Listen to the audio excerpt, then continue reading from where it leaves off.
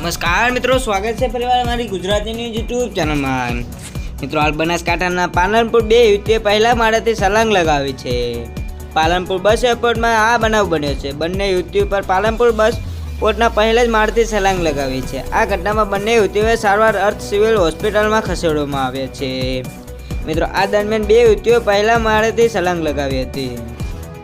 પોલીસના અંદાજ મુજબ આ બંને યુવતીઓ કાફેલા કામ કરતી હતી અને પોલીસ રેડ પાડી હતી ત્યારે તેઓએ ડરના લીધે ત્યાંથી છલાંગ લગાવી હોવાનો અંદાજ મળી રહ્યો છે। આ ઘટના બંને યુવતીઓ ઈજા પહોંચી છે અને ત્યાંથી તેમની સ્થિતિ ગંભીર હોવાનું કહેવામાં આવી રહ્યું છે। આ ઘટના સમગ્ર પગલે મોટી સંખ્યામાં લોકો એકત્રિત થઈ ગયા હતા। સમગ્ર વિસ્તારમાં આ બનાવ ચર્ચાનો વિષય બન્યો છે।